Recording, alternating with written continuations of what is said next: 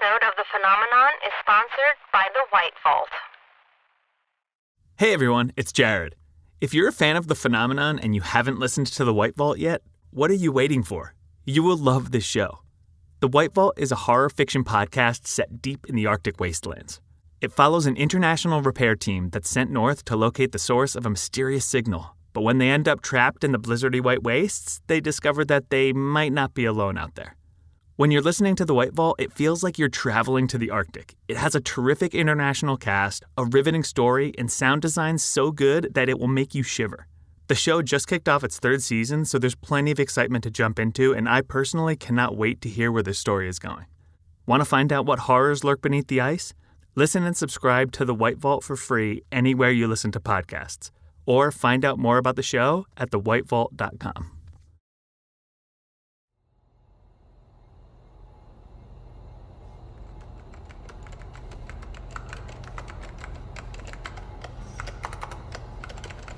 Are we connected to the facility yet? Working on it, sir. Sir? What is it? I don't think we'll be able to connect. What? Why not? Did Zoe and Victor do something to it? No, I don't think so, sir. Everything on this end is squared away, but we're not getting any return from the facility. Is it a problem with the connection between here and there? No, sir. We're getting a ping. They're there, but other than acknowledging the connection, which is automatic, they're not responding. Could it be some other kind of mechanical fault? It's unlikely, sir. Okay. So what do you think is happening? Well, sir, in our current situation, I'd say that there are three possible causes. One, a purely mechanical fault on their end. Something crapped out and we happen to be trying to connect while the system is down. Not likely, 1,000,000 to 1. Two, they're receiving but intentionally not answering. Some breakdown in CNC, orders got mixed up. Possible, but unlikely. And the third? McGuire! Not now, Victor! There's something Not now! We'll have plenty of time to chat when we're in the air. Please be quiet. What is the third possible cause? Well, sir, the world's gone to hell. We've lost most of humanity. Some to shard exposure or tall one attacks, some to isolation and starvation, some just went quiet. What are you saying, soldier? Sir, the most likely conclusion is that the facility suffered something similar in our absence. Are you trying to say that the... Did you hear that? It sounded like gunfire, sir.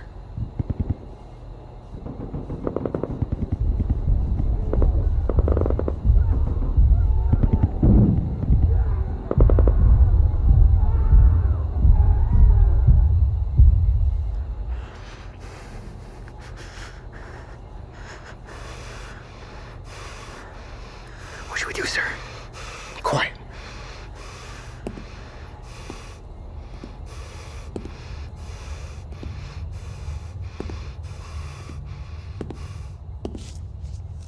Is there an arms locker down here?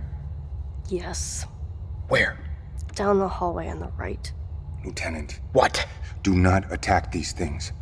I've seen them in action. They do not like being fired upon. We might not have a choice.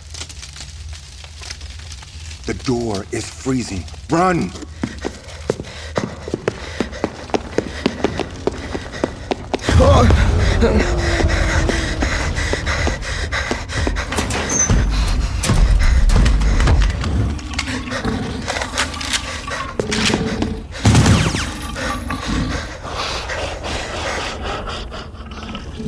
What?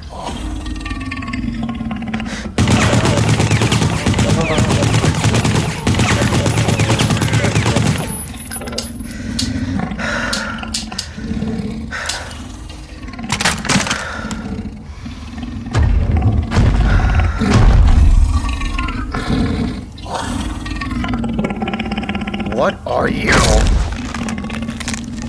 What?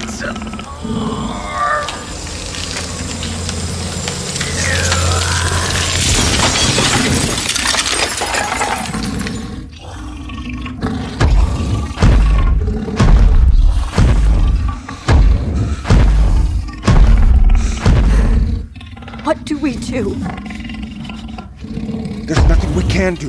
We're okay. Victor!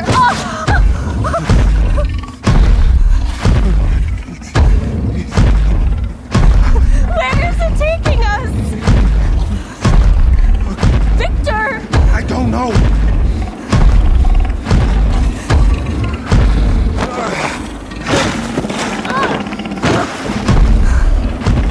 Are you okay? There are more of them. Yeah, lots more.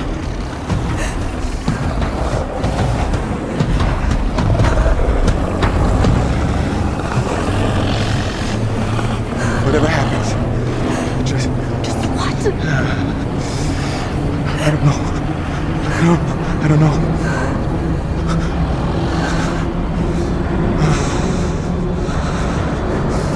What are they doing?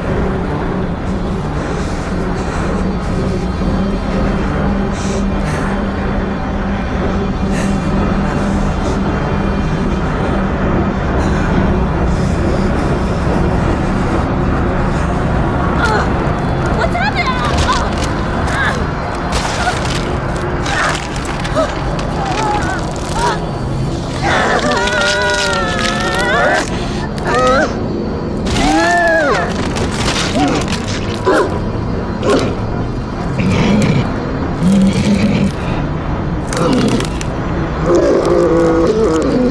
Oh my God! Sarah!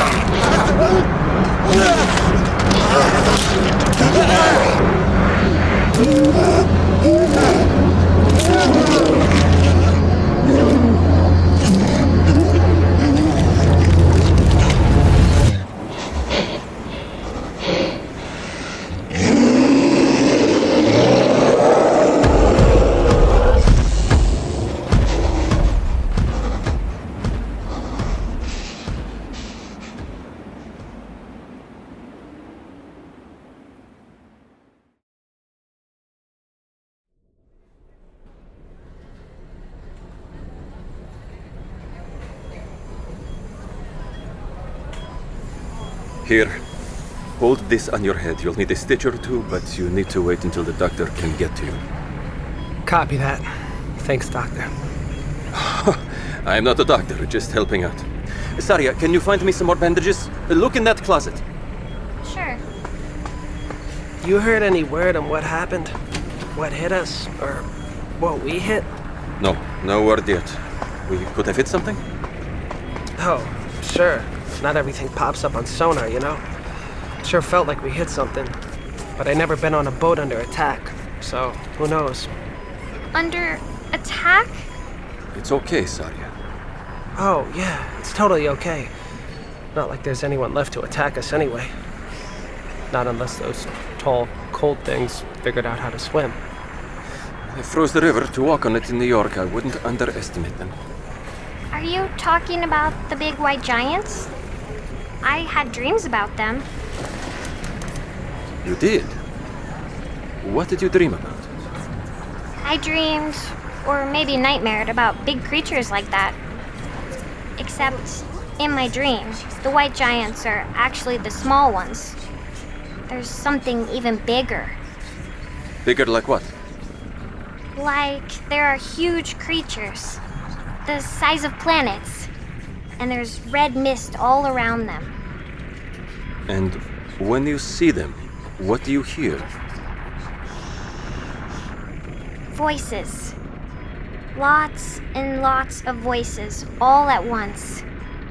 I know there are people talking, but there are so many I can't understand what they're saying. Is it bad, Daddy? No. Of course not, sweetheart. I'm glad you told me about it because I've been having dreams very similar to that. Doc, I've been having dreams exactly like that.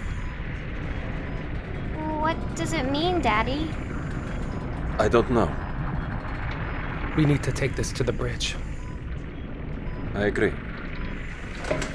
Saria, stay here. I'm going to talk to the captain for a moment.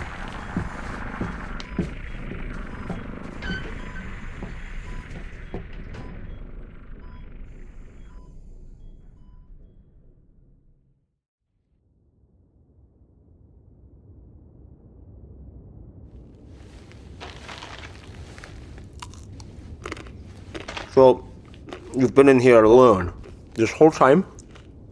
Not the whole time, no.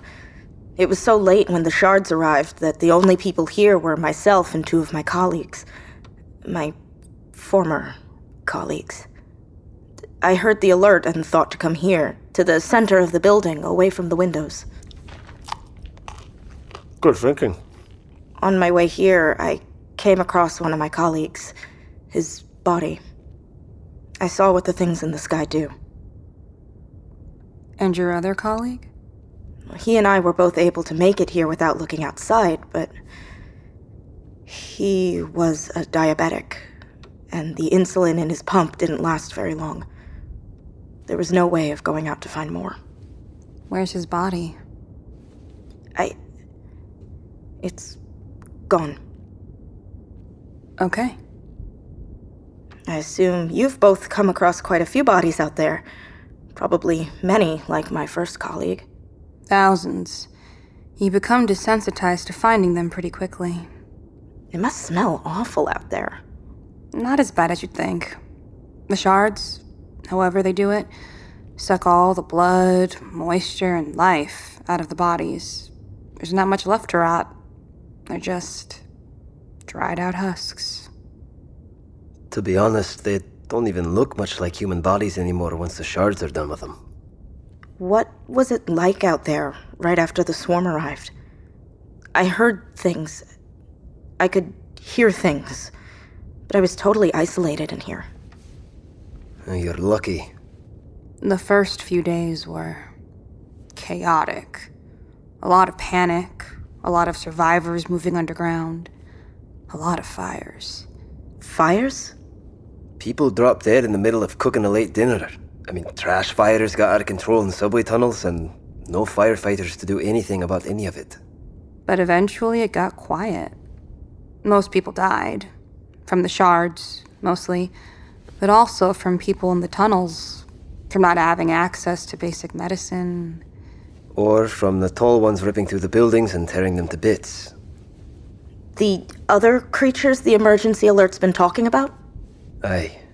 They showed up a little bit later. Now, the tall ones aren't like the shards, though. They kill in a more conventional, tear your limbs off kind of way. That sounds horrifying. It is. What about now?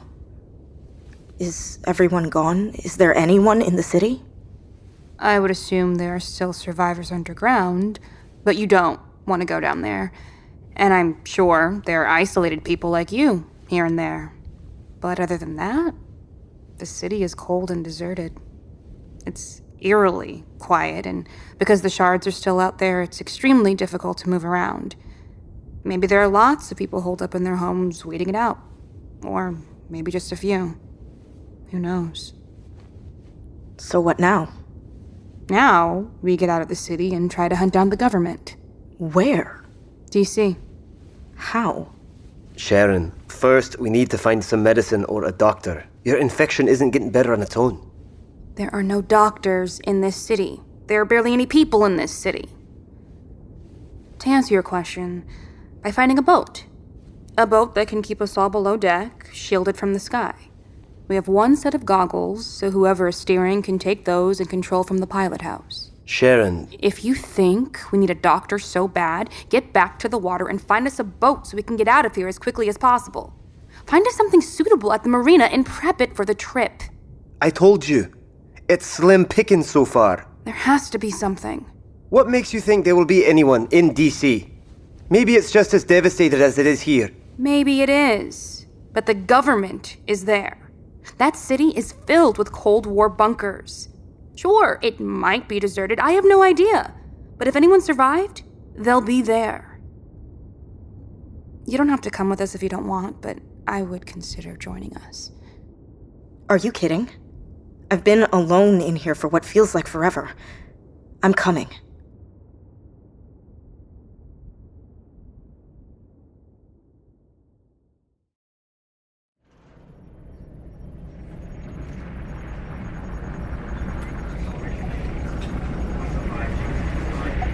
Helmsman, full stop.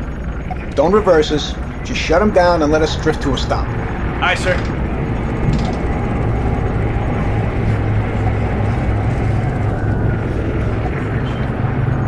Sir, now that we're closer, I'm getting some noise out of them. What kind of noise? Hard to tell, but this isn't wave action on the hull or pressure creeps. It sounds like shipboard activity, but there's no engine noises running through it at all like I'm used to. It's all getting channeled through their hull and put out into the water. It's just real faint, sir. Can you tell which ship it's coming from? No, sir. They're way too close. And since they're touching like that, they're echoing each other's vibrations back and forth like nobody's business. Captain, can I have a moment of your time? What do you need, Emil? Well, it's just that Zarya and I and the men down in the medical bay are confused about what's going on. Have we been attacked? You're right. I've been remiss. Hold on. This is the captain. As most of you must have assumed, we've struck or have been hit by something. It's unclear at this time exactly what. We have some minor flooding in the forward compartments, but our pumps are keeping up. In the course of our investigation, we've run across 2 ships adrift, a cruise liner and a cargo ship. We've heard through our sonar that the ships may have survivors. Our master-at-arms is preparing a boarding party to depart to search for survivors. If they're few in number, we take them with. If they're too many, we'll see about getting either of their ships underway and have them follow us to a safe harbor. Now, as it stands, I do not believe we will be able to submerge the boat. So for the duration, we will be operating on the surface. This will present certain changes in how we operate. Noise ordinances are temporarily rescinded. We'll be cycling in outside air, and our speed will be reduced. This will not stop us from accomplishing our mission. That is all. Captain, I appreciate you taking the time to do that. Will that be all, Emil? Actually, there's one more thing, Captain. I have a rather pressing concern regarding Zarya. What's the matter with Zarya? Well, she's been... Did they leave? This is the captain. Captain, it's Cox in the sail. What's happening up there, Cox? Sir, something's approaching. It's 1, no, 2, a bunch of... Cox! Cox, are you there? Cox, answer me!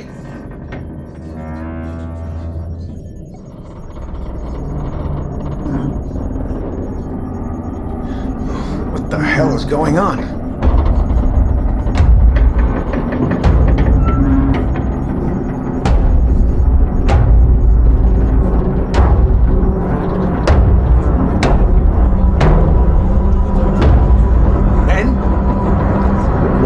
Out there, they are our enemy. They've taken billions of lives. Men! Brace yourself!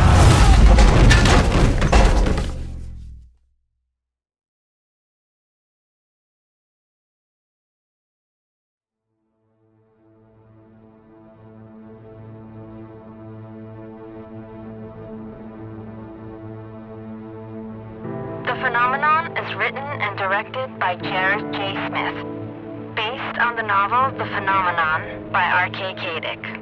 It's produced by Öykü Çakar-Smith, Andrew Pomeroy, and Jared J. Smith. Sound design and music by Andrew Pomeroy. Cover art by Amanda Pacharski. This episode features the voices of Brianne Bushes, Donovan Christie Jr., Jordan Cobb, Connor Dillon, Jeff Fraser, Peter Kendall, Gary Lee Mahmood, Devin Nelson, James Oliva, Michael Palladini, Sarah Parchisepi, Andrew Pomeroy, Norm Shapiro, and Gabe Templin. The Phenomenon is a production of Luciola Creative.